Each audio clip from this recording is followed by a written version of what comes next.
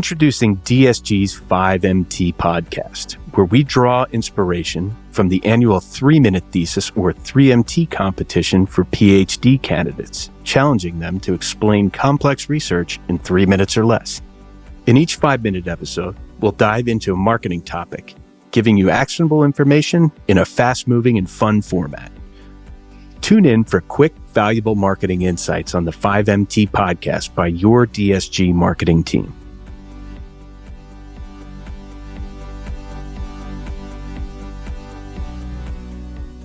Hey, Paige, how's it going? So good. Okay, random question of the day. Have you ever been tubing down a river? Yes. I haven't since COVID, or like since kids, since house ownership. It's been like since 2019. Right. But yes, I've been tubing down a river. And in fact, I've been tubing down a river with you and your wife and your dog. Across state lines, too. Yes, across state lines. It's like, so we live close to the Brandywine River. Yep. That's where we went, right? The Brandywine River. And I think the coolest part of it is that you just don't know what the day is going to be like. The river could be like high and go really fast, or it could be like a lazy river and it could take like hours. But there's always cool spots that you can stop and like play frisbee in the water. You can pack lunch and cocktails. And cocktails in a mason jar. So you know I knew that we did this together. That's fine. But this was a leading question. This is a leading question because I'm really interested in Jack's response. Oh, Jack, this is no secret, from a different generation. Do you consider tubing down a river a fun activity, or is that just not even in it? Tubing down a river, I would never say that's something I've done. I've done the lazy river at water parks. Okay. No. But I don't know. Different. The tubing I've done in the past is the tubing that you put on the back of a motorboat and you floor it and you're holding on to the tube for dear life. So complete opposite of what I envisioned down a river. But not. So no, it's never been something that my friends or family have ever been like, let's just go tubing down the river. So maybe it's a generational thing, like you said. Well, get out there and expose yourself to some more nature, Jack. All right, that's on Jack. We think you need more nature in your life. So, Jack, you have a question for us today. Yes. Let's jump in. I do. So the question today, I just was thinking you guys could talk about brand suitability. What is it, and how can businesses keep it in mind for their marketing plans? I'll take the definition of brand suitability. So this are strategies that help preserve a brand's reputation. So it's the act of placing ads next to positive, relevant content that endorses the brand by association. Ultimately, it helps brands. When you think about this as a marketer, it helps the brands and advertisers reach the right audience. There can be confusion between suitability and safety. Think about safety is the prevention of ads appearing next to harmful or inappropriate content, such as like misinformation, violence, or hate speech, and the list can go on. Something interesting that I found out in thinking about this question is that there is something called the dirty dozen, like outside of fruits and vegetables. There's actually, and this is called the GARM Dirty Dozen. So GARM is the Global Alliance for Responsible Media. And I assume that this dirty dozen, or what I've read is that this dirty dozen has to kind of deal with that like harmful information.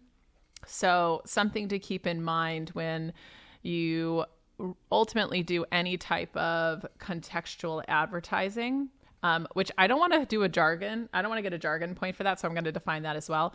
Contextual advertising is a type of targeted advertising that places ads on websites or other digital platforms based on the content of the page. So when you do that, you have to make sure you understand where your ad is being placed. A lot of trouble in sort of maintaining that brand suitability strategy. YouTube, I think, brings up that kind of gap sometimes. And I'll give you an example that I just experienced like last week. The girls and I were watching Elmo's World. And the first ad that came up was for a car engine. And I was like, okay, let's skip that.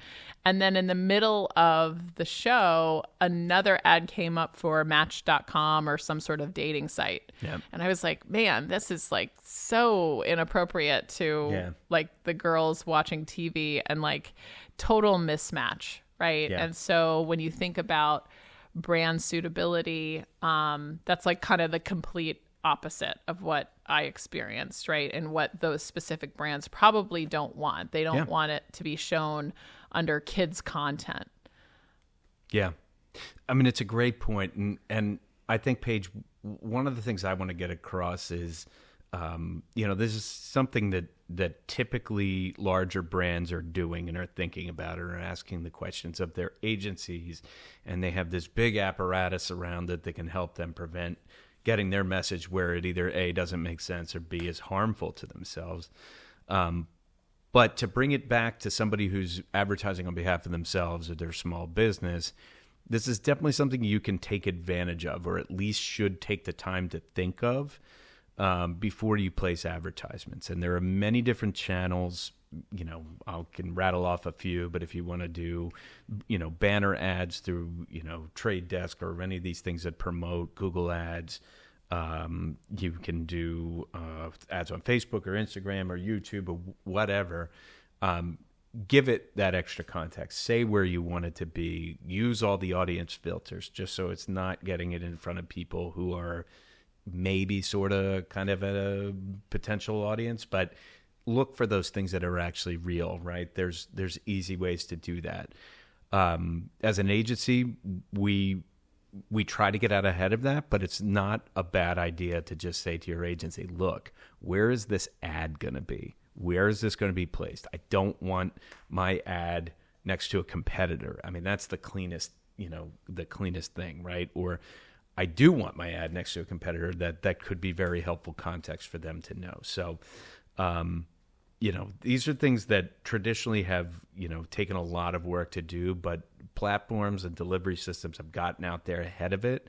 And it can be really helpful to somebody to not have their ad where it's, not suitable or not safe in that sense. So that barrier is coming down quickly, and, we encourage everybody to take advantage of it.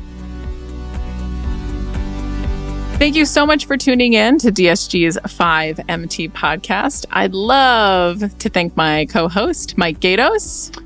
Truly my pleasure. And I would like to give a big thank you to our producer, Jack Marinello. If you enjoyed this podcast, like and subscribe to 5MT. Have a question? Leave a comment. Tune in next time. Happy marketing.